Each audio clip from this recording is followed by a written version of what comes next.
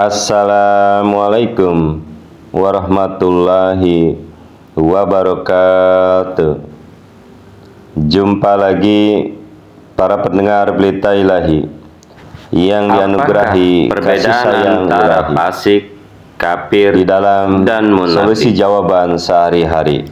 Ada seorang yakni wanita dari Rabwa, berkenan Pakistan, menulis surat kepada Hadrat Amirul Mukminin Khalifatul Masih yang kelima, ayyadahullahu ta'ala binasrihil aziz, dan menanyakan apa perbedaan antara kafir, orang yang kafir, fasik, orang yang melanggar hukum Islam atau durhaka, munafik, atau orang yang bermuka dua.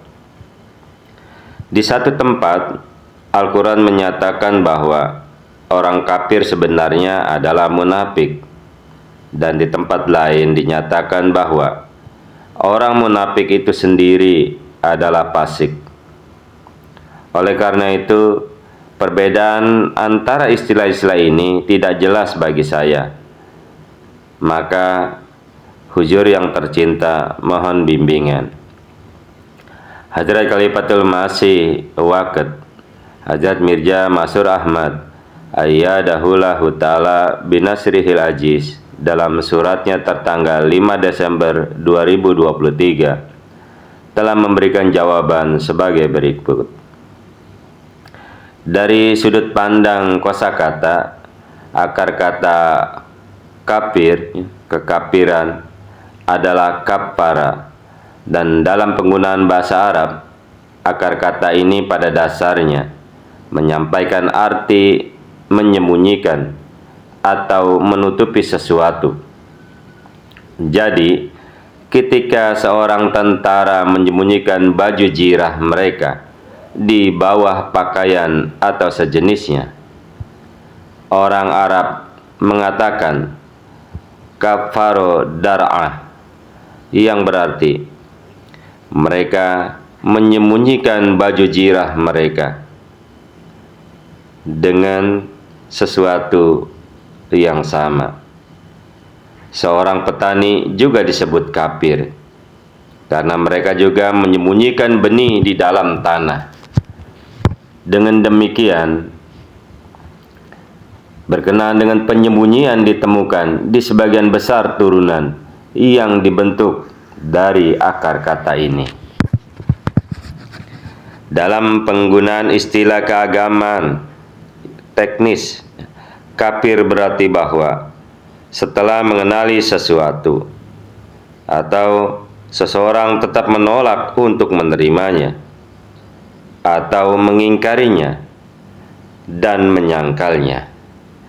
Sebagaimana Allah Subhanahu wa ta'ala telah berfirman di dalam Al-Quran, yang artinya, dan ketika datang kepada mereka kitab dari Allah Ta'ala yang melengkapi apa yang ada pada mereka, dan sebelum itu mereka telah berdoa memohon kemenangan atas orang-orang kafir, namun ketika datang kepada mereka apa yang mereka ketahui, mereka menolaknya.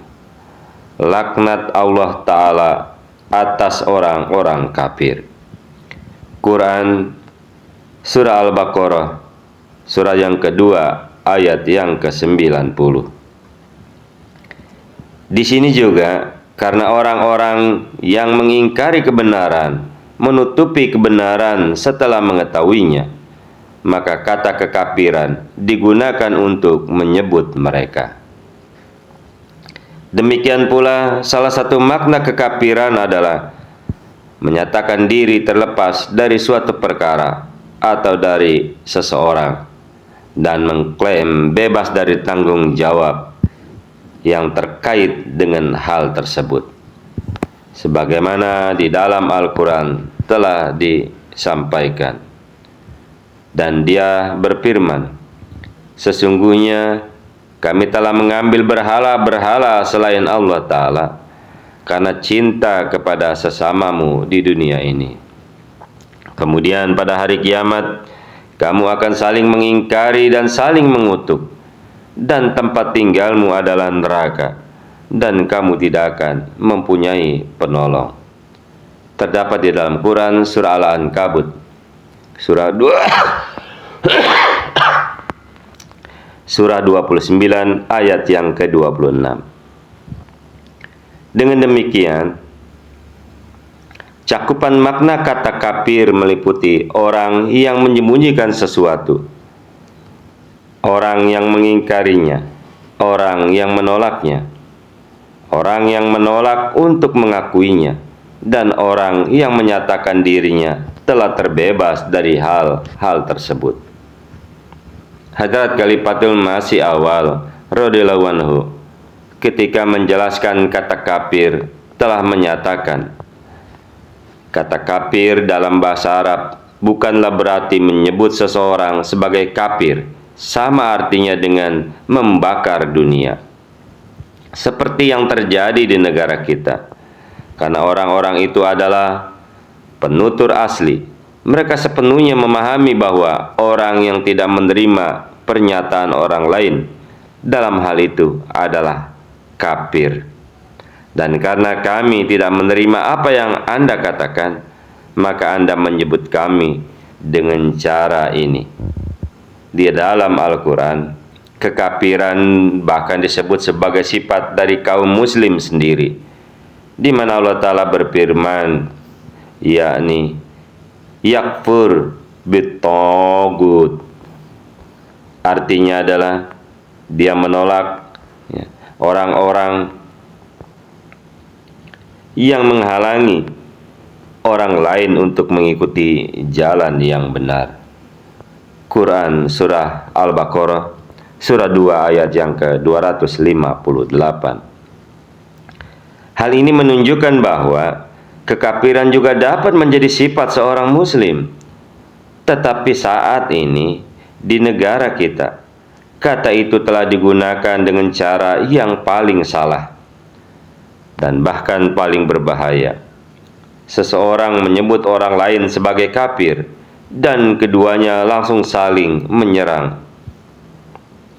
Pada kenyataannya, kata kafir tidak dimaksudkan untuk melukai perasaan siapapun, melainkan itu hanyalah ungkapan dan deskripsi dari keadaan sebenarnya. Orang-orang itu akan dengan mudah menerima istilah dan cara penyebutan ini. Allah Ta'ala telah berfirman, Qul ya ayyuhal kafirun, hai orang-orang kafir, waspadalah dan dengarkanlah baik-baik apa yang aku ucapkan. La a'budu ma ta'budun, aku tidak tunduk kepada berhala-berhala itu. Gagasan-gagasan itu adalah adat istiadat dan kebiasaan-kebiasaan itu, serta dugaan-dugaan yang kamu serahkan. Sebagian besar dari mereka sesungguhnya tenggelam dalam penyembahan adat istiadat, kebiasaan, berhala, dugaan, dan anggapan yang sia-sia.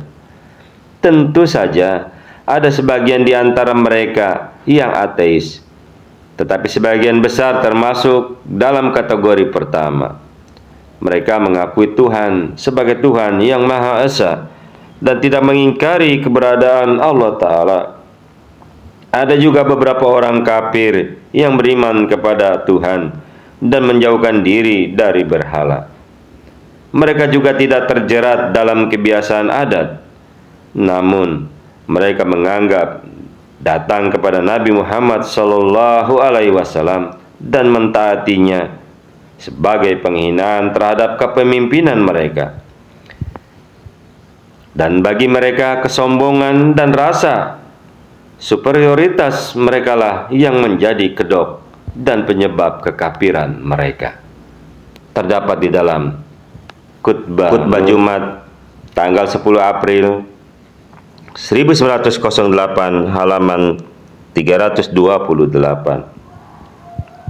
Hadrat Khalifatul Masih kedua radhiyallahu anhu ketika menjabarkan kategori-kategori kekafiran dalam pengertian teknisnya telah menyatakan kekafiran itu ada dua macam. Yang pertama adalah kekafiran yang menyebabkan seseorang dikeluarkan dari milah atau agama.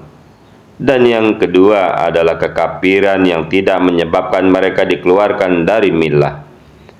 Pengingkaran terhadap pernyataan iman Islam merupakan kekafiran jenis pertama. Kekafiran jenis kedua timbul dari kesalahan doktrin yang tingkatnya lebih ringan. Terdapat di dalam Tahqiqati Adalat Men Hazrat Imam Jamaat Ahmadiyah Kabayan, atau di dalam Anwarul Ulum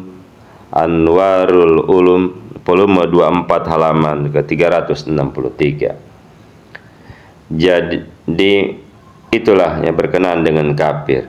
Selanjutnya, makna kata fasik mencakup orang yang durhaka dan berdosa, serta juga orang yang menyimpang dari jalan kebenaran. Demikian pula, seorang fasik juga adalah orang yang meskipun seorang muslim tidak taat kepada Allah Ta'ala dan melakukan dosa-dosa besar atau bersikeras melakukan dosa-dosa kecil.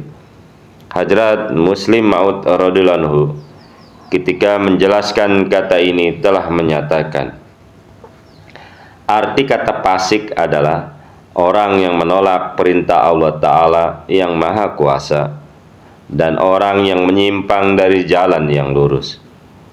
Kata fasik paling sering digunakan untuk orang yang pada awalnya mentaati perintah-perintah syariat dan mengakui bahwa perintah-perintah tersebut benar dan mengikat, tetapi kemudian meninggalkan seluruh atau sebagian dari perintah-perintah syariat tersebut.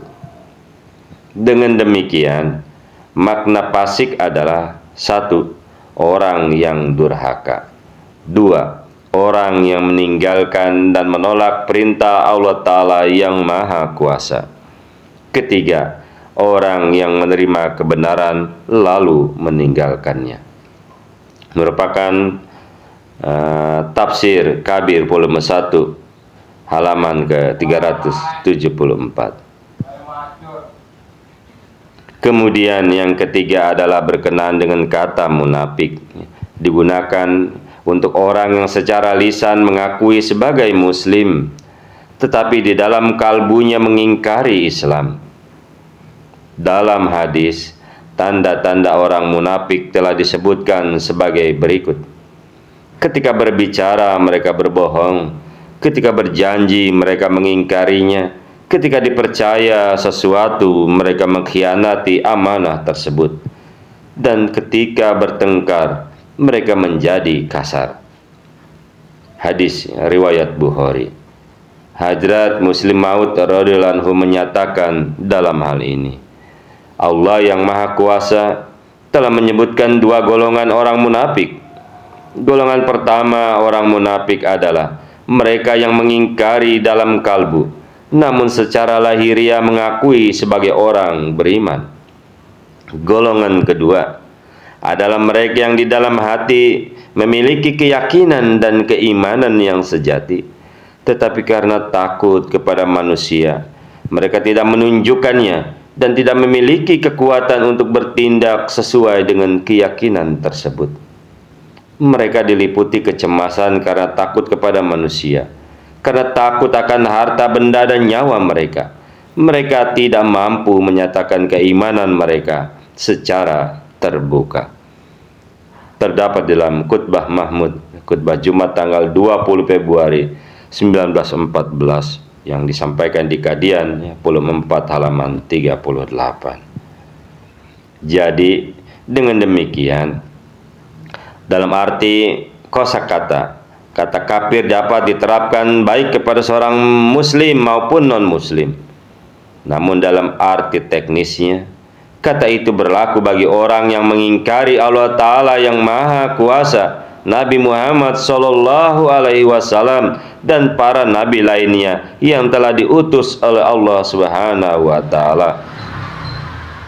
Lebih lanjut, seorang kafir juga dapat disebut fasik dan seorang muslim pun dapat disebut fasik. Demikian pula kata munafik juga dapat digunakan untuk seorang muslim dan seorang kafir. Pada kenyataannya, semua istilah ini menunjukkan keadaan manusia yang berbeda. Apapun kondisi seseorang, istilah yang sesuai akan diterapkan kepadanya. Itulah para pendengar berita ilahi yang dianugerahi kasih sayang ilahi.